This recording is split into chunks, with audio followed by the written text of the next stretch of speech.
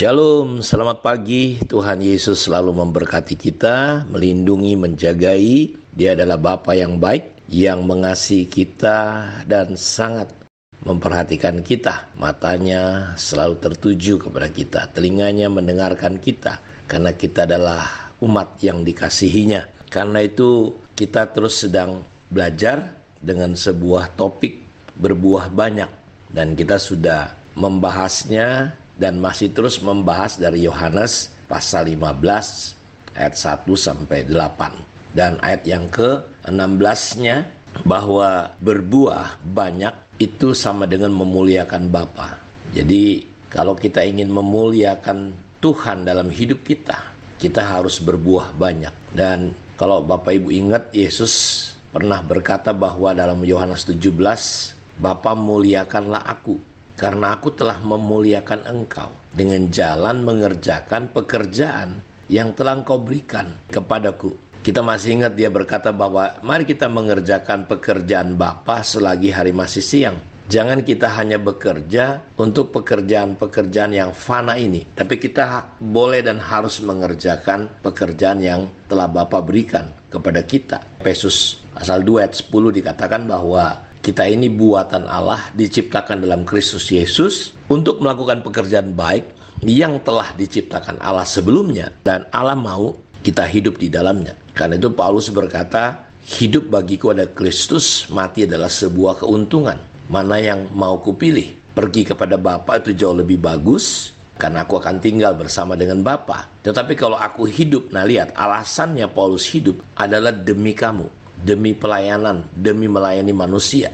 Dan alasan dia hidup adalah untuk mengerjakan pekerjaan Bapa. Jadi sebenarnya bagi kita, orang percaya, hidup atau mati itu bukanlah persoalannya. Kalau mati adalah sebuah keuntungan, kalau hidup, harusnya hidup kita adalah untuk mengerjakan pekerjaan Bapa, memuliakan. Karena itu ini yang disebut berbuah. Jadi berbuah itu bukan sekedar pelayanan, tapi kita mengerjakan apa yang harusnya kita kerjakan di dunia ini. Seorang berkata bahwa dalam hidup ini kalau kita cuma sekedar hidup, hidup kita cuma sekedar hidup, monyet juga bisa hidup di dalam hutan. Kalau cuma sekedar bekerja, maka lembu juga bisa bekerja. Jadi terkadang kita tersasar, tersesat, karena dosa itu adalah kita keluar dari sasaran. Karena itu ketika Yesus berbicara dalam Yohanes pasal 15 itu tentang pokok anggur, dia berkata, mari kita tinggallah di dalam aku dan firmanku tinggal di dalam kamu, sehingga apa saja yang kamu minta diberikan Bapa. Dengan jalan itulah kita akan berbuah banyak dan kita disebut murid-murid Tuhan. Jadi saya rindu bahwa hidup kita untuk berbuah itu bukan kekuatan kita, bukan upaya kita, tetapi kita mulai fokus untuk belajar tinggal seperti ranting. Dia melekat, dia menghisap makanannya, kehidupannya itu tergantung bagaimana dia melekat. Sebuah ranting pasti tidak bisa berbuat apa-apa, dia akan kering dan mati kalau dia tidak melekat, nempel. Jadi tugas kita itu hanya nempel. Dan kalau ada gangguan dalam ketika kita melekat itu, dia akan membersihkan supaya kita berbuah. Jadi resikonya kalau nggak berbuah, kita bisa dipotong. Supaya kita bisa berbuah, salah satu sarana yang digunakan adalah ketika kita tinggal di dalam Kristus itu, di dalam pokok kehidupan kita. Yesus adalah pokok kebenaran, pokok kesucian. Maka dia akan membersihkan hal-hal yang menghalangi pertumbuhan untuk kita berbuah. Itu sebabnya kita butuh dimuridkan, kita butuh masuk kelompok kecil. Saya percaya bahwa seperti yang sudah kita bahas, bahwa buktinya kita menghidupi firman itu menjadi darah dan daging, tujuan kita itu pasti berubah. Ya kalau ada orang tujuannya sepanjang hidupnya hanya uang aja, materi aja, khawatir sehingga dia mencari jalan-jalan keluar. Ya, ada orang bertanya kepada saya, gimana ya, saya selalu takut, khawatir tentang mati, karena dia merasa dia bertanggung jawab dengan anak-anaknya. Betul, kita harus bertanggung jawab dengan anak-anak kita.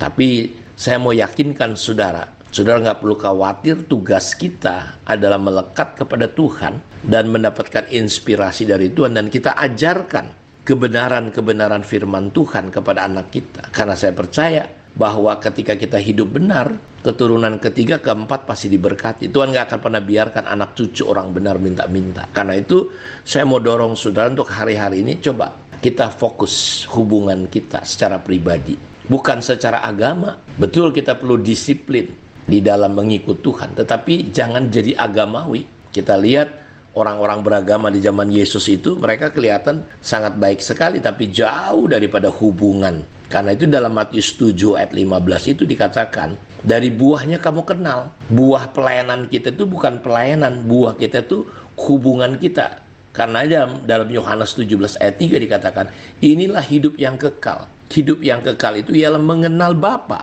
dan mengenal Yesus. Mengenal Bapa satu-satunya Allah yang benar, mengenal Yesus yang telah diutus. Bagaimana kita bisa mengenali? Karena itu doa itu bukan memenuhi kepenuhan untuk memuaskan agamawi kita, rasa keagamaan kita, tetapi doa adalah kita memiliki hubungan yang terus-menerus sampai kita terlatih mengenali pribadi Allah. Kita memiliki kepekaan untuk memahami, mengenali Tuhan, sehingga kita bisa berada di dalam jalan-jalannya Tuhan.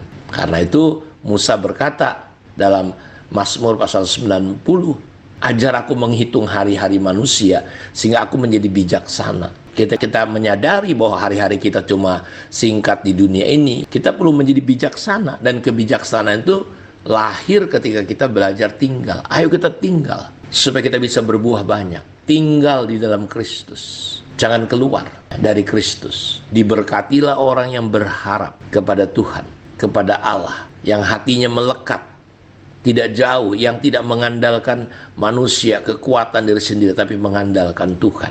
Dia akan seperti pohon yang ditanam di tepi aliran air. Dia akar-akarnya akan merambat sampai ke tepi batang air, sehingga dia menjadi pohon yang tidak takut dengan panas matahari. Panas matahari tidak mempengaruhi untuk hijau, dia untuk tetap berbuah, untuk terus bertumbuh, daunnya tidak akan pernah layu. Ini yang hari-hari ini menurut saya di akhir zaman ini kita perlu Bapak Ibu untuk fokus, lebih tenang.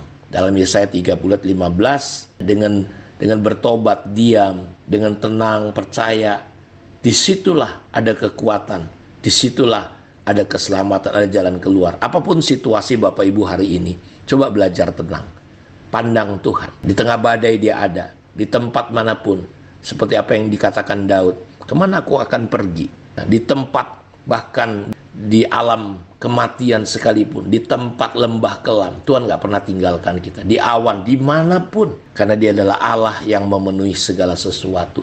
Karena itu kita pasti akan berbuah. Pandangan kita, tujuan kita, hidup kita pasti akan beda ketika kita tinggal. Karena itu mari kita fokus untuk tinggal hari-hari ini. Bukan di dalam agamawi, gedung gereja, tapi tinggal di dalam Kristus. Kiranya Tuhan memberkati kita semua. Mari kita berdoa. Bapa, terima kasih. Diberkatilah umat-Mu dimanapun mereka berada. Biar hari-hari ini hati kami, fokus kami, telinga kami arahkan untuk fokus kepadamu, untuk belajar tinggal di dalam Kristus. Dan firman-Mu tinggal di dalam kami. Sehingga kami berbuah banyak. Sehingga Bapa dipermuliakan. Dan kami adalah murid-murid-Mu. Diberkatilah semua anak-anak-Mu dimanapun mereka berada. Dalam nama Yesus kami berdoa. Amin. Tuhan memberkati kita semua. Shalom.